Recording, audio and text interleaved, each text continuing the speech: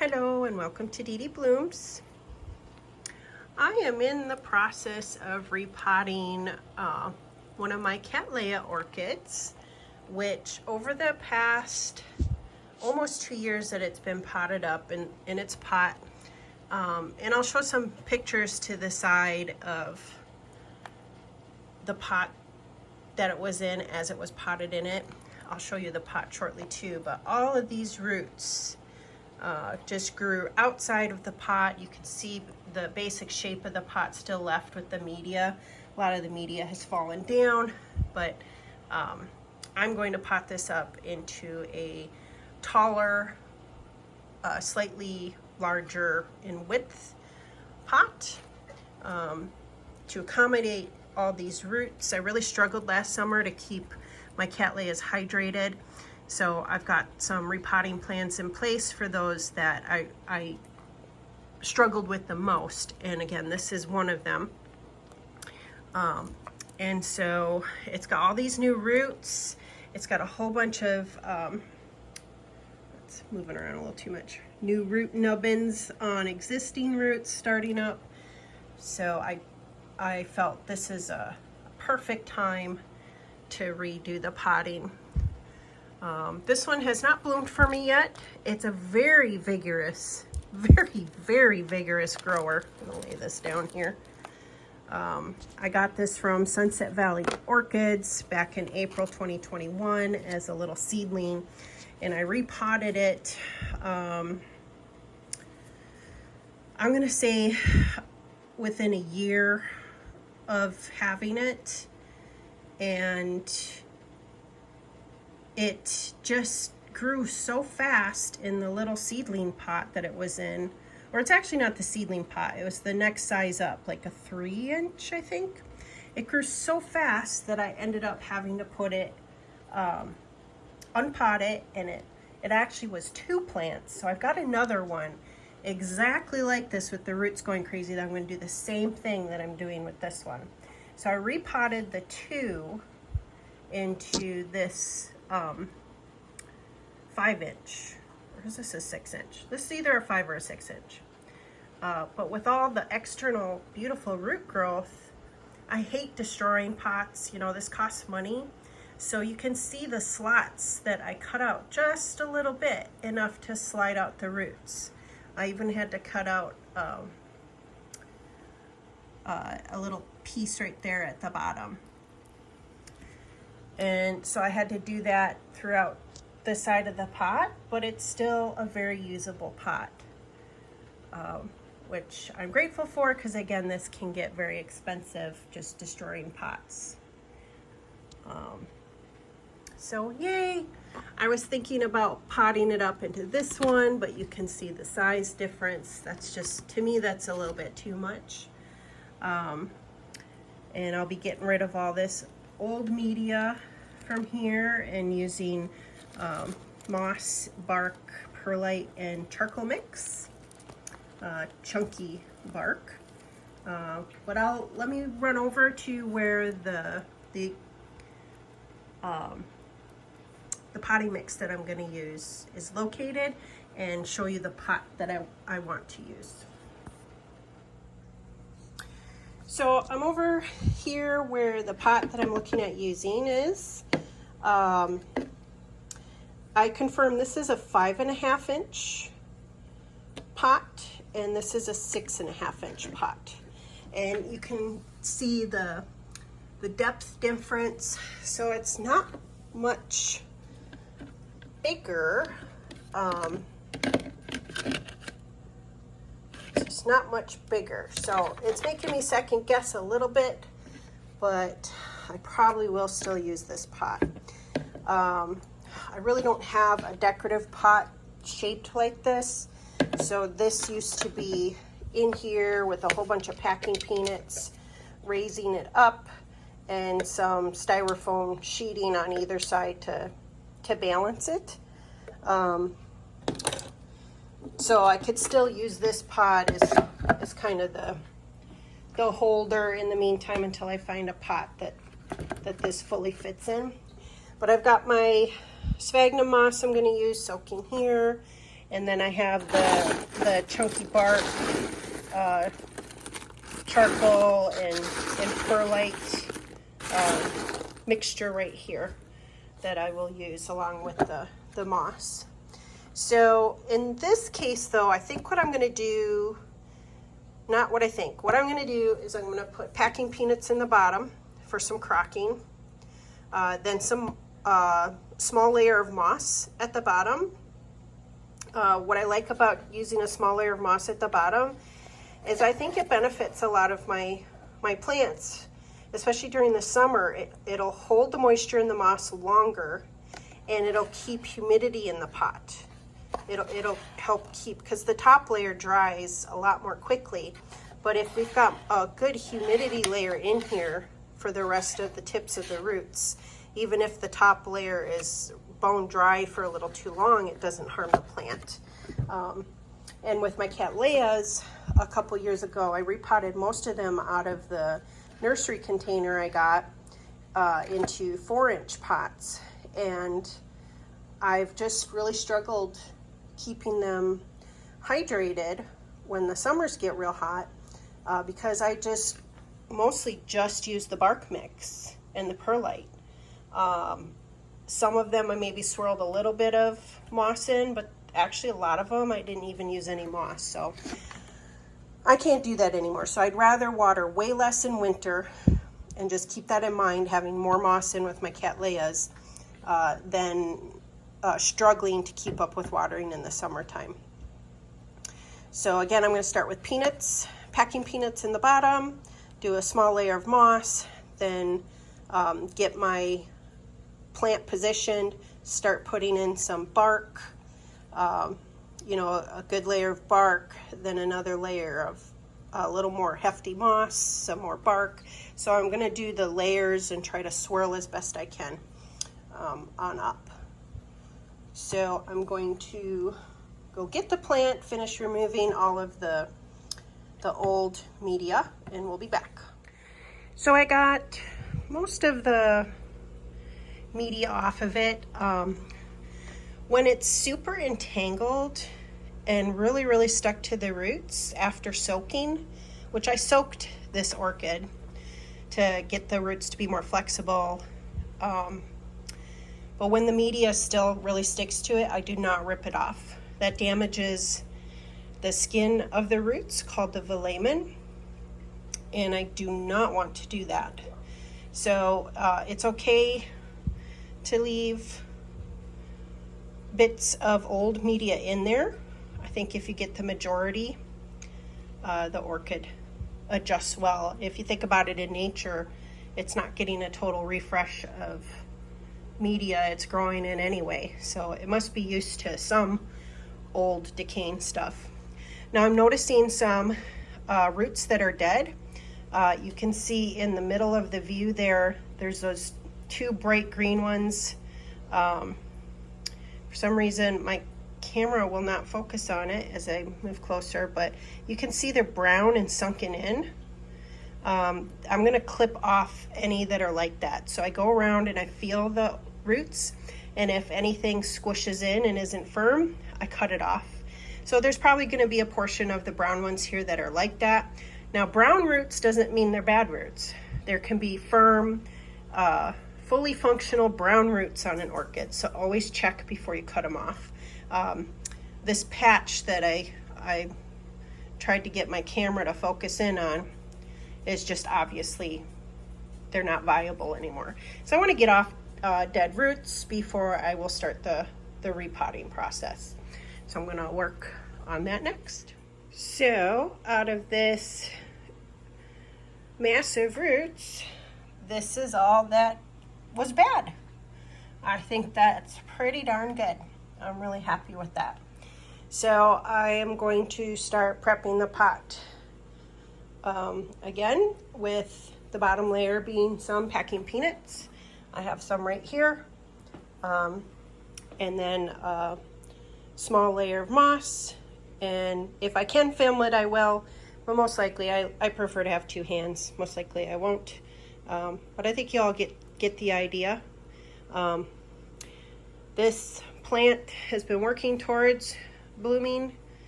Put out a sheath last year from that growth and it turned brown. And I have this sheath, which there's nothing in it. There's no shadow of buds or anything. I think it's going to be a blind sheath, but who knows. And me repotting, probably, if it was going to possibly produce buds, me repotting probably will end that opportunity anyway. But I really just want to get this with these beautiful new root tips into its new environment. Look at those root tips. They were growing out in the air and they need to be going into the pot. So, and again, I do not want to struggle with trying to keep it watered, so I'm going to be adding more layers of moss. So in the summertime, it's going to be a lot easier on me. So wish me luck. I'll show you how the potting up went in a moment. Here's the styrofoam peanuts in there and a little bit of layer of moss. And then what I do, and you're just probably going to get little segments of me doing the repotting, but when I have roots like this, I'm going to need 2 hands here soon. I do a swirl as I'm working the roots down and in. I have found that it helps to decrease breakage of the roots, and they naturally just start to swirl in the pot. So my goal is to swirl it enough to bring the height down so that the rhizome and these new roots can go down into the pot, so they're not high up like they are now. So I'm going to keep swirling, and I'll use my fingers to adjust some roots that are not giving way. So adjust until I can get it further down. Now, if it becomes too difficult, then I might have to remove some of the packing peanuts I put in the base. I might not be able to crock this pot at all with packing peanuts in the base. So if you're trying to do this, don't be afraid to make adjustments. Take the plant back out and remove what you need to remove if you put too much at the bottom. Don't try to force it down. So I'm going to be very gentle through this process and make decisions as I go. So I'll keep you posted. Okay, I swirled it in, I think deep enough. Let me come down here so you can see the edge of the pot. So I want that rhizome either just below. I won't put media all the way up to the top of the lip, but I'm either gonna rise this up a bit here so the rhizome floats above the lip, and then fill medium to just, under the rhizome. Or I will let this sink in more, it's capable, and just promote more humidity. Because if you pot a little lower to the lip of the pot, you promote a bit more humidity in the top layer. So I've learned that kind of little trick as well. So again, one of the primary reasons I'm redoing this potting is to increase moisture, especially in the summertime. So again, if you do this because you struggle in the summertime to water, you have to remember to water less in the wintertime so that you don't rot the plant. Now there's some Cattleyas and some other orchids that really like to stay moist throughout wintertime as well, so you really have to pay attention to the type of Cattleya you have, or the type of orchid, and what their needs are during the winter. But overall, I think most Cattleyas, they, and just like almost, I think all orchids get affected by colder temperatures and wetness. It can be a quick death of the orchid. So do your research, and as some of my previous videos that I'm doing a Walk Ariana series of videos as I try to get this orchid to stabilize and maybe even bloom for me. I'm finding, some of them are way different in how they grow and potentially some of their care. So I have a Leopard Leoloddiglossa type. I think I'm saying that right. And I was just reading about it, and it likes to be way drier in the winter compared to other Cattleya types. So I put a little like, label saying keep drier in winter, just to remind me not to soak it as much as I do when I do the watering. It'll be a quicker watering, not as much, you know, trying to get everything saturated. So little things like that. Can't necessarily treat everything the same. Maybe when you start out, that's the easiest for you to get started. That's what I did. I made mistakes, and that's okay, and that's how we learn. But back to this particular orchid, and back to what I started talking about, is I think I'm gonna sink this one a little bit more in the pot and leave the rhizome a little lower than the lip of the pot, and keep that humidity up around the top a bit more. So I think that's gonna be my decision, and I'll be back. So I've added some good handfuls of bark down inside so far. I've worked really hard to try to keep the back of the pseudobulb, this is where it ends, back. I want to keep it as close to the rim as I can. Why isn't this focusing? I'm so sorry. Here, let's try that. I want this as close to the rim of the pot as possible.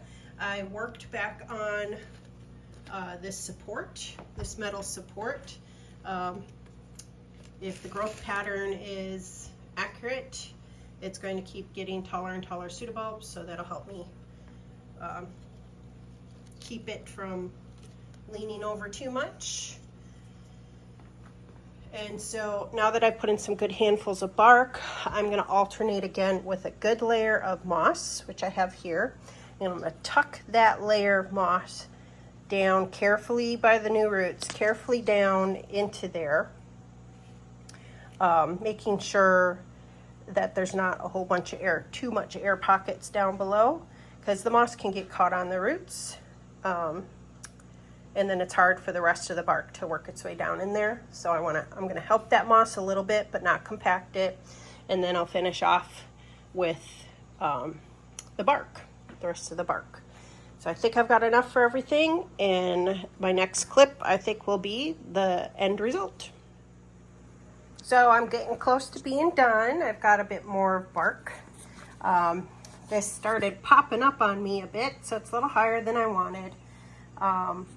I also, part of what happened is I decided to zip tie the back of the pseudobulb, or not pseudobulb, well, the back pseudobulbs, but the back of the rhizome to the metal, oh, for crying out loud, what is it called? The metal thingy. So to keep the back of the rhizome at the edge of the pot and leave a lot more room for hopefully a couple years of more growth. As I start filling in this part, I will be gently pushing these new growths down to cover, and hopefully the weight of the remaining bark will hold them down, so they will grow down into the pot and not come back out and start twirling around outside the pot. The other thing I'm going to do is put in some slow release fertilizer. I'll probably do about 10 little granules of it, 5 on each side as best I can, sprinkle, sprinkle, sprinkle, before I put the top layer on as well. Okay, and here's the final result. Got those new roots down under that bark, heading towards that little bit of a top layer of moss. So hopefully the humidity will promote the roots to go down. I'm hoping the new growth, which is right here, I'm hoping there's a couple years of room for more pseudobulbs. And so the last thing I do is I use mycorrhizal fungi. I learned this from Matthew on Hello Plant Lovers channel on YouTube. You should check out his channel. So I use the mycorrhizal fungi, and I do just a little pinch around, very little, and I water it down into the media. So I'll do that, get it watered, and then put it back up in its spot. So I'll show you where it's growing once I got that all done. So this is the area where this one resides that I just repotted. It's under very bright Barina light. I like the Barina lights with just the white daylight lighting. I don't like the yellow, I don't like the pink.